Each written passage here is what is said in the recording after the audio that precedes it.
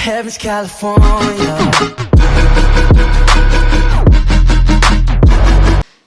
Hey guys, so today I'm going to be here with 3 reaction videos. It's going to be in separate things, but someone requested 3 videos for me, so I'm going to do them all. So it's from Dark Universe. Can you please watch the recent videos from channels Seon, Horror Shorts Party, and Phoenix London? So there's 3 videos obviously, so there's Railroad, Scary Story, True Asylum, Horror Story, and True Hitchhiking, Horror Story. So I'm going to do a different video for each one. And I went in order, so I forgot the order he said it. Let me take a look again. So this one is going to be from channel Seon, like this very first video. And I'll mention again in the next videos, like I'll put the screenshot and stuff, as always. This one is about 5 minutes long.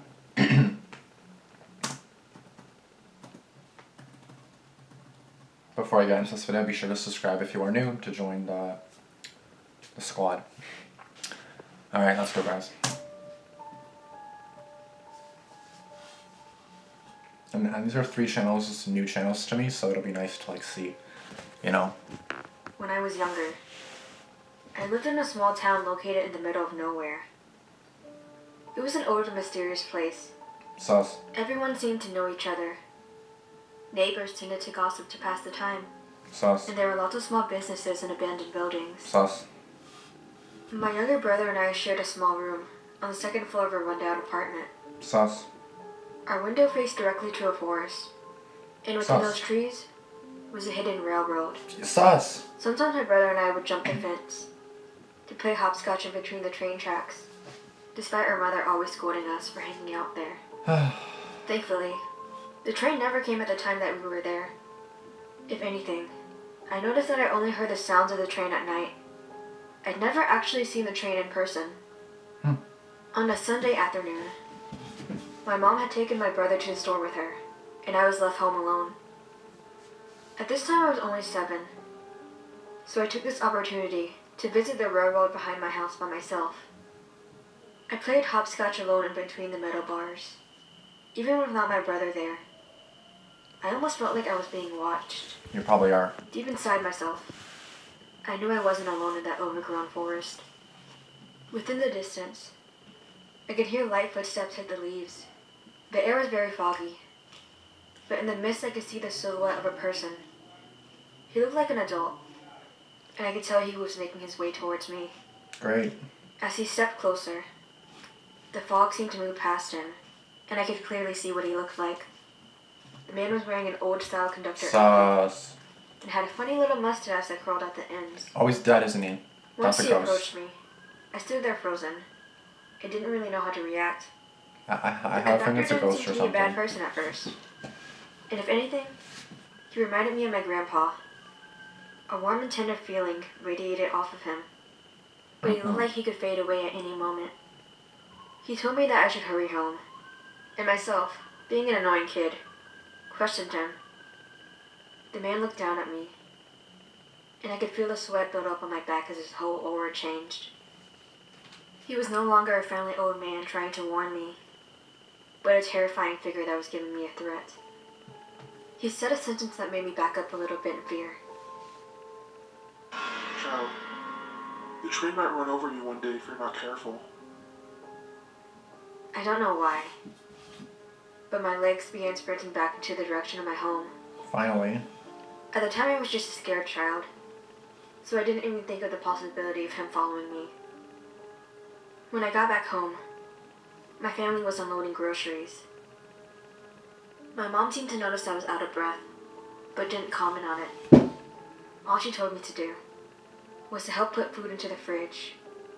And after that, I spent the rest of my day watching TV until it was time to go to sleep. At the time, my younger brother and I shared a bed. That tells me I your slept at the curtains edge, are open. right next to the window.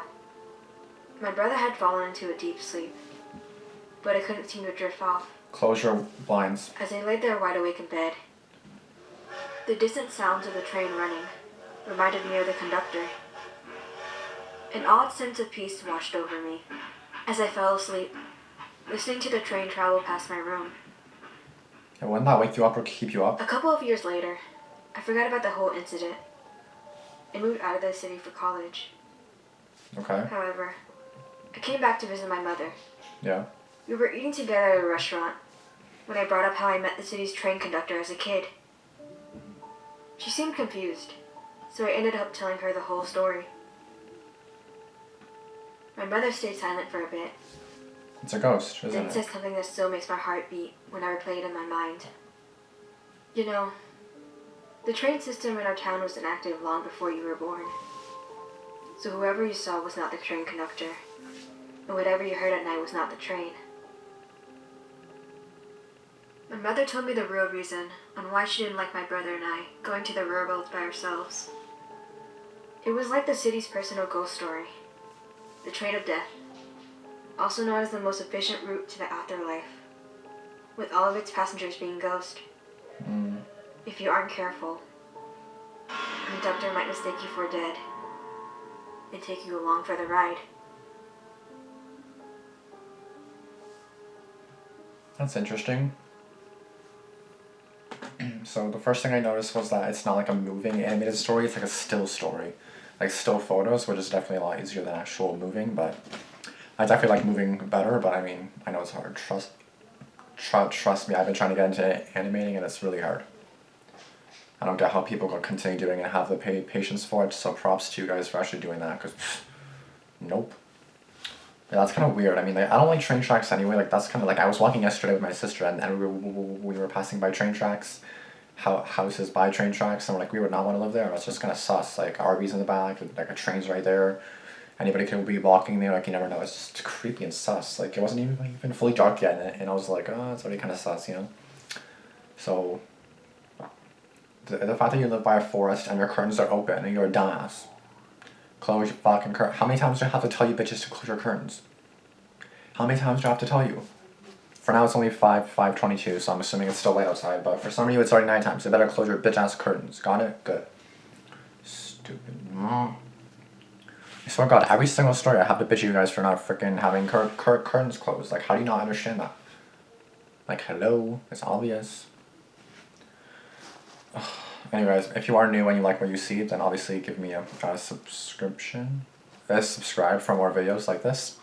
If you have any suggestions, let me know in the comments below. And I will react to them in hopefully approximately one day. And if not, then don't worry, I'll do it soon. And yeah, I'll see you guys in the next video. Thanks for watching. Peace out.